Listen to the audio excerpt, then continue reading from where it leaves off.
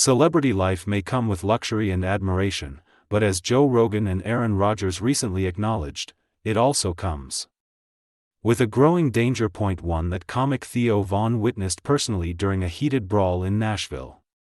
On a recent edition of the Joe Rogan Experience, the UFC commentator and NFL star stripped away the glossy surface of fame to reveal the unanticipated chaos that frequently lurks beneath public interactions.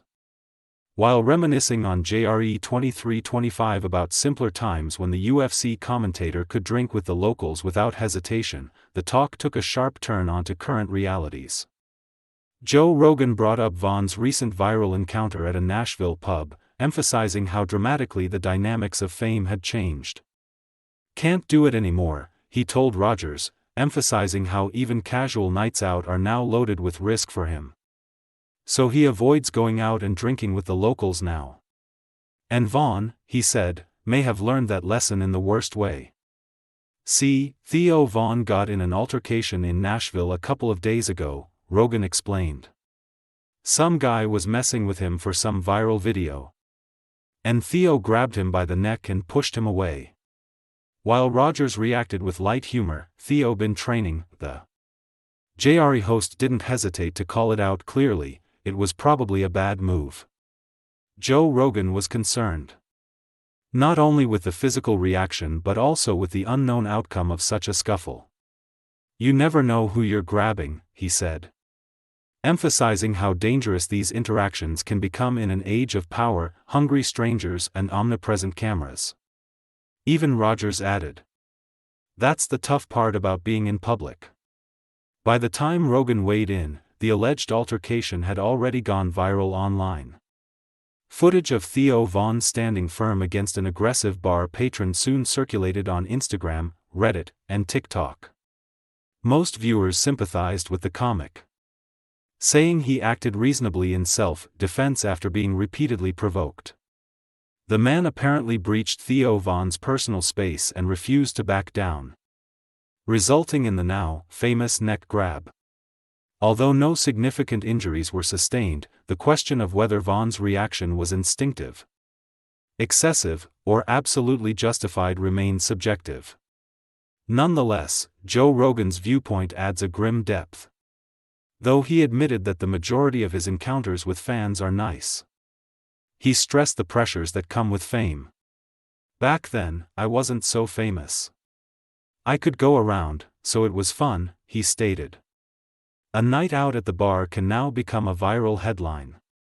Fame may elevate careers, but as the JRE host and Aaron Rodgers demonstrated, it also invites unpredictable energy.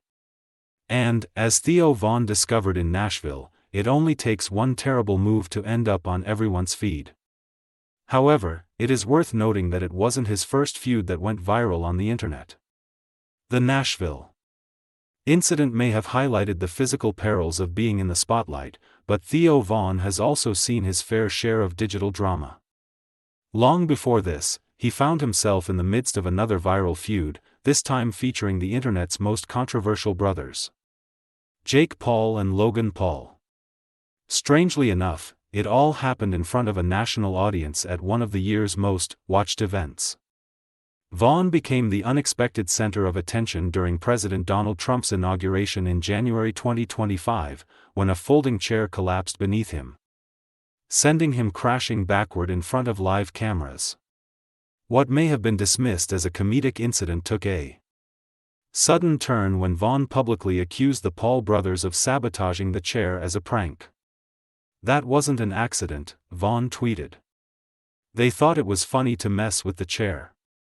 Logan Paul immediately contradicted the story, citing video footage and claiming that Von had been notified by several persons, including Danica Patrick and NELK crew members, that the chair was already broken.